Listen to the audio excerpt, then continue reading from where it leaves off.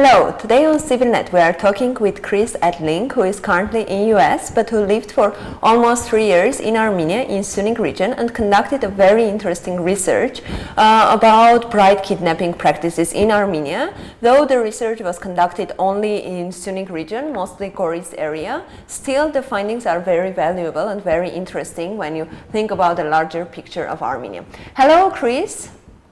Hi, how are you? Can you just start with a general question, how you got involved with bride kidnapping issues? How did you come to research this topic? Yeah, well, I was living in a small village in the Goris area of Armenia named Khot, and in my village, I kept hearing stories of women who were being kidnapped into marriage, and I think it was mostly through those stories. I then became curious. I started asking my friends and other Peace Corps volunteers and people in Yerevan also, and finding out that this practice is happening. It's quite common, actually. And I became curious, and I decided to look into it a little further. The stories you were hearing all the time about stories that happen with bride kidnapping practices, were they being told in a positive manner, or the negative side was more overwhelming?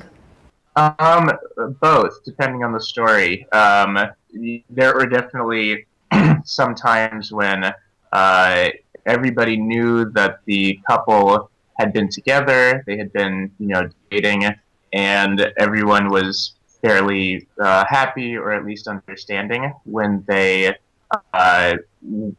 used kidnapping to sort of get married to each other. So in that cases, it was at least tolerated. But there are other cases where the attitude was very negative. A lot of times that involved, they thought, oh, they're too young, or oh, it's not proper, they're not having a traditional wedding. And certainly in the cases where people felt that both parties were not, for example, they were not in love with each other, or maybe the woman did not want to get married and the man did. In those cases, the attitudes were a bit more negative. People just, they said, oh, it's, absos, it's such a pity. What were the main findings? I can see that from the results you got, it says that 54.6% of respondents were kidnapped at some point in their lives. And the women you talked with were all married at the point when you talked to them. So what does this figure really mean? What are the stories behind this? Just a statistical figure saying that 1 out of every 2 women gets married by bride kidnapping practice.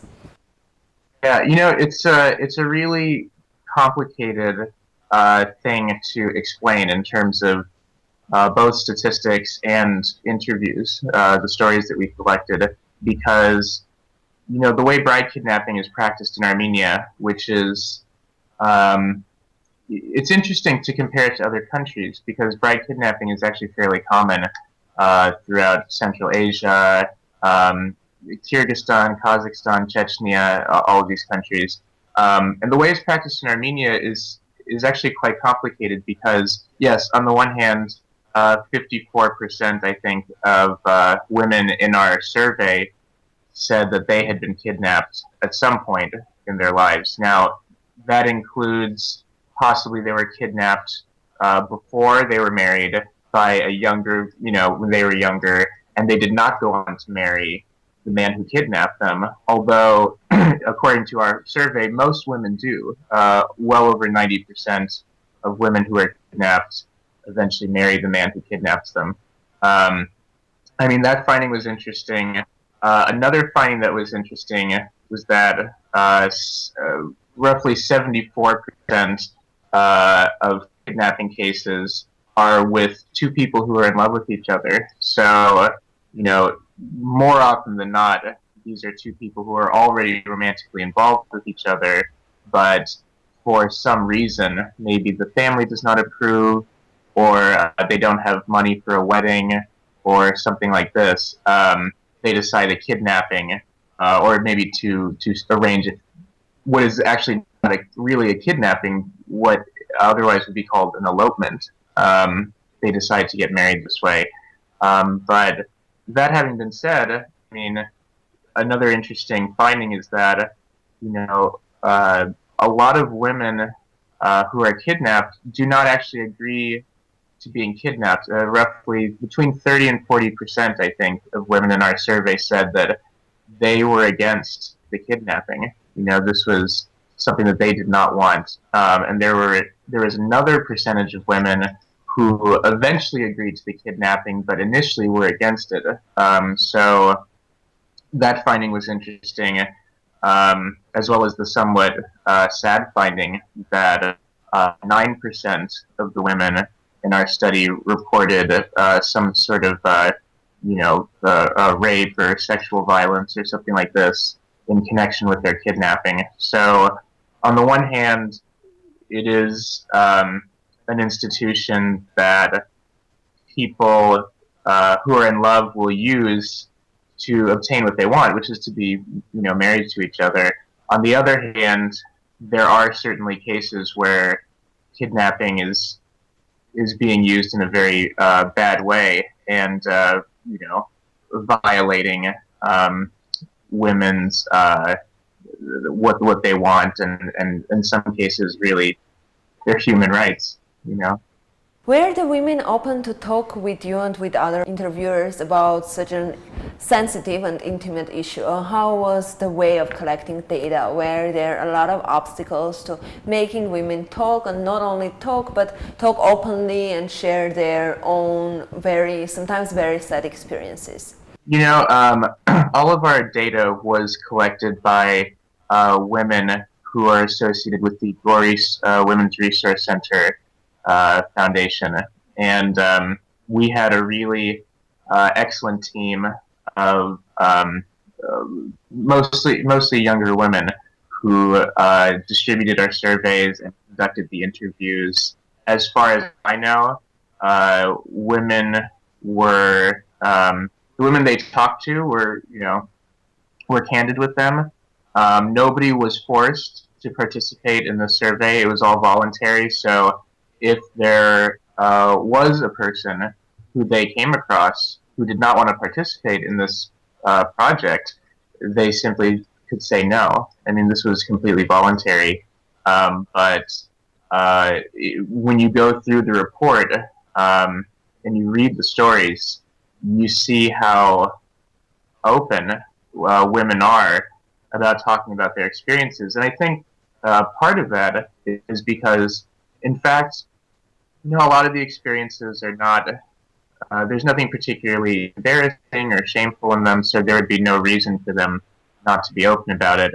Although all other stories, it's surprising. I mean, it's quite surprising to see how honest women are about certain experiences that you would think that they wouldn't talk about. But, when you're talking to an interviewer, when your identity is protected, obviously all the women in our survey are anonymous, and we changed all the names in the report so to protect their identity.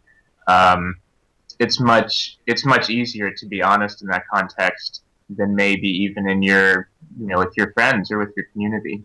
The survey is conducted, the research is there. What do you think are the next steps? Is it all that needs to be done, or you have some project in your idea or some way of changing the reality we have today? Well, it's definitely only a first step. I mean, in 2010, when I first was going around Yerevan to different NGOs to look for somebody who was interested in researching this, the big response that we got was, we don't really know how this exists. We don't know the extent to which this exists. And we would like to see some initial information and some data about how this is happening in Armenia. So the purpose of this research project was really just a preliminary effort. I mean, it's very small. We don't have a large survey sample. It cannot be said to be representative of the entire country. But That having been said, the findings being what they are, and the findings being very, very interesting and indicating that this is an important topic that is worthy of further investigation, research, it is definitely hope that people who read this report, or NGOs, or the government, or journalists such as yourself, people pick up this report and do further things with it. There's a lot that can be done in the way of just opening this up in the public sphere for discussion. You know, just simply the fact that this is something that people will not talk about, or that they will talk about but will dismiss as though it's not important.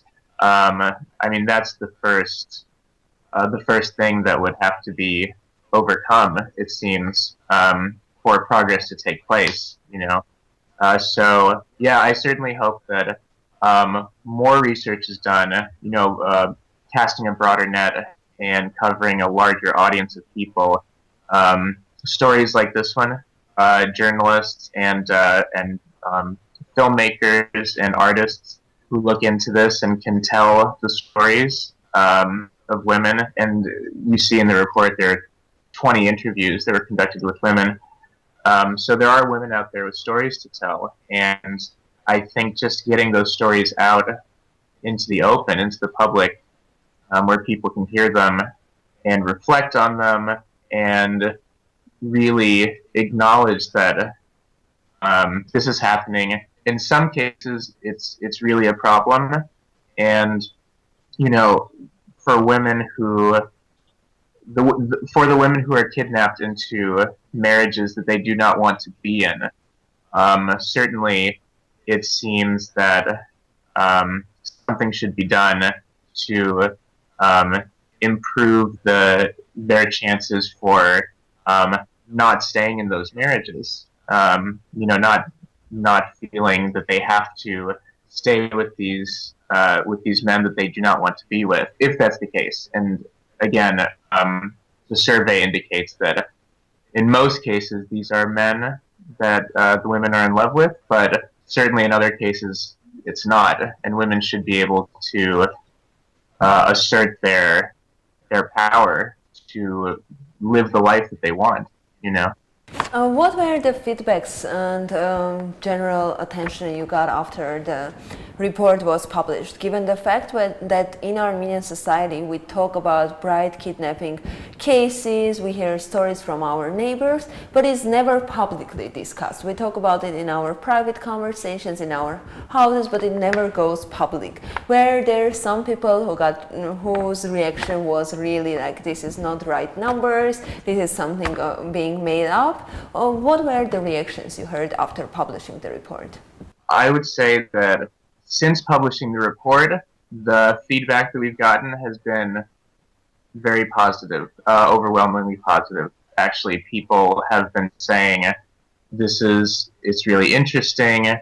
The information seems very correct. It seems to reflect the truth of what exists in Armenia.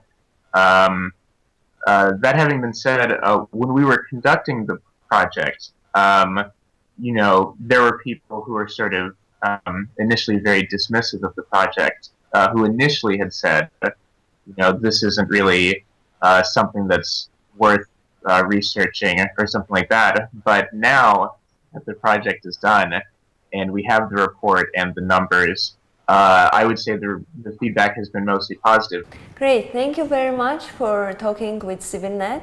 Thank you. Thank you very much for your time. I appreciate it. We were talking with Chris in America, who conducted research in Armenia, in Goris region, about bride kidnapping in Armenia. Keep following CivilNet.